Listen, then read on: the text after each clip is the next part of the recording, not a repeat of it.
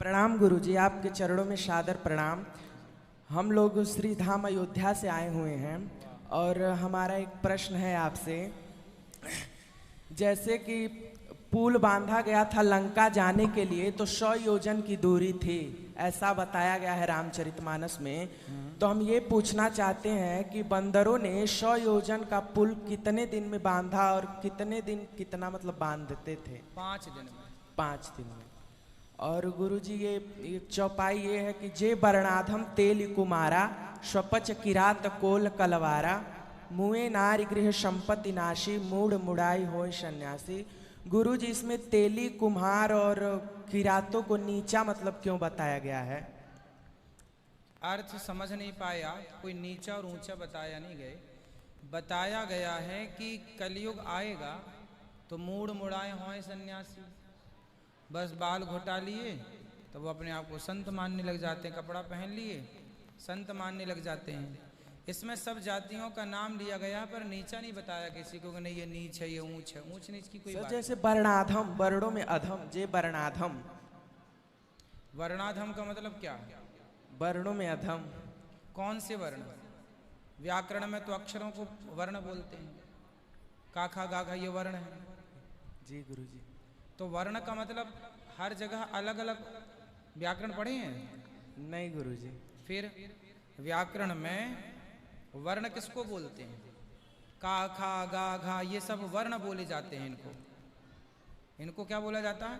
क्या बोल? वर्णमाला। क्या पढ़ते हैं अपन लोग? वर्णमाला। वर्णमाला में का खा गा घा सब होता है, तो वर्ण ये बोले जाते हैं। तो अलग अलग भाषा में वर्णों के अलग अलग अर्थ हुए हैं ना, वर्ण का अर्थ एक ही नहीं है।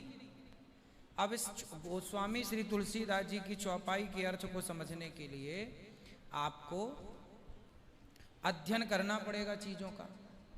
इतनी सरल भी नहीं है चौपाइयां जितनी सरल लोग अर्थ कर लेते हैं। गुरुजी एक चौपाई और है कि जो संपदा नीच गृह सोहा सो बिलो की सुरनायक मोहा। ये राम जी का जब बारात मतलब जाता है तब की ये चौपाई है। ठीक है। तो मतलब जो संपदा नीच गृह सोहा, ये नीच मतलब तो नीच कौन है आप बताओ? नीच किसे कहते हैं? मतलब जो चरित्र से हीन हो वो। गोस्वामी जी तुलसीदास जी का कहना है कि जो भगवान के भजन में नहीं लगे, जिनके हृदय में राम नाम नहीं है, जिनके हृदय में भगवत भक्ति नहीं है, वो कोई भी हो सब नीच हैं, वो उन्हें नीच माना गया। जी धन्यवाद गुरु। जो भगवान के भक्त नहीं हैं सब नीच हैं और जो भगवान के भक्त हैं वो सब श्रेष्ठ हैं। तुलसीदास जी की भाषा समझने के लिए ना भक्त होना पड़ेगा। तुलसीदास जी देखो, भाव को समझने के लिए जिस भाव से लिखने वाला लिख रहा है, क्या आप उस भाव तक पहुंच गए? क्योंकि भाव को भाव कहते हैं ना, खग जाने खग ही की भाषा। सबकी भाषा सब कहाँ समझते हैं? कई बार पत्नी अपने पति को समझाना कुछ और चाहती है पर वो समझता कुछ और है, क्योंकि वो उसकी भावनाओं को नहीं समझ पा रहा, वो भावनाओं से परे है। तो भावनाओं को समझिए। भावनाओं को जब तक नहीं समझेंगे तब तक अर्थ नहीं आएगा। और गुरुजी हम आपके लिए कनक भवन से आपके लिए छोटा सा उपहार ले आए हैं, स्वीकार करेंगे? जरूर जरूर जरूर। गुरुजी के चरणों में कोटि सा नमन। खुश रहिए।